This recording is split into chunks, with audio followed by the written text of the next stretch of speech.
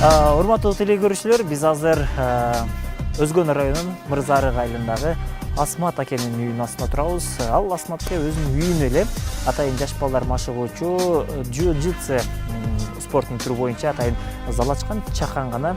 Ал жерде канча бала тарбияланат, ал жердеги кандай өтө мыкты деңгээлдеги спортчулар чыккан, алардын баарысын силерге эфирдин жүрүшүндө айтып беребиз. Анда эмесе Асмат акенин үйүнө кирдик. Мотаку, рубра жарым. Жактасың. Ассаламу алейкум. Кандайсыз? Жақсы. Үшүз сиздин залыңызга келип калдык атайын. Зал бул жак бошунда, Зал ачылганына 4 ай болуп калды. Ушул атайын жаштар үчүн кичинекей жүжүсүн көтөрөлү деп ачтык да. Өзүбүздүн күчүбүз атам жардам берип бул залга 300 миңден ашып кетти, 350 миң. кирип көрбөйлү, Өзүңүз бул жакта кайсы учурларда балдар машыгышат? Бизде көбүнчө окуучулар болгон үчүн кечки саат 7-де башталат. 7-ден 9-га чейин азыр деле машыгып аткан балдар бар. Азыр деле.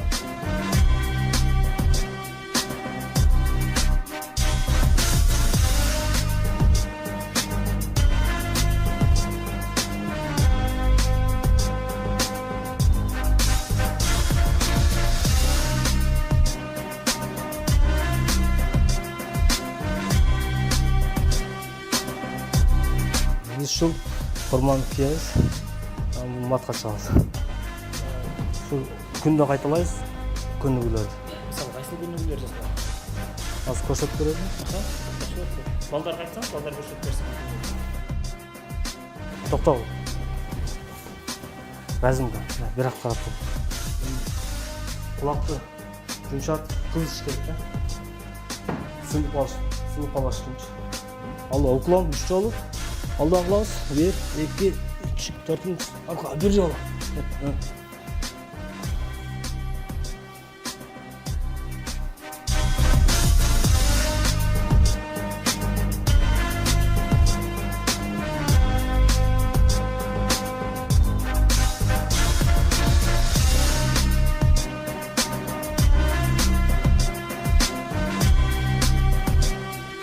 Мен өзү жашыма кызыкчумун.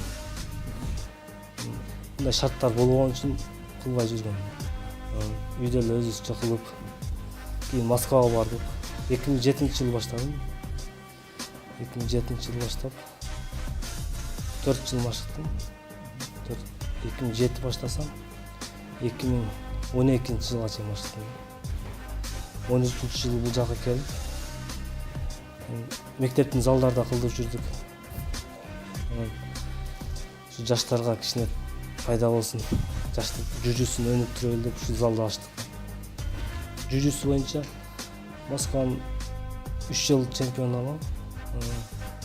Жүжүсү боюнча Россиянын 1 жол чемпиону алам. Рукопашный бой боюнча дагы Москванын чемпионаты. Международный турнирди алдым жүжүсү боюнча. Эң кичинеси 7 жаштан баштап машыкса. Основной мектеп окуучулары. 20-25 бала бар. Адамбеков Сыймык Кыргызстандын 2 жол чемпионаты. Жүжүсү боюнча. Международный алды. Бул жерде да чемпион балдар бар.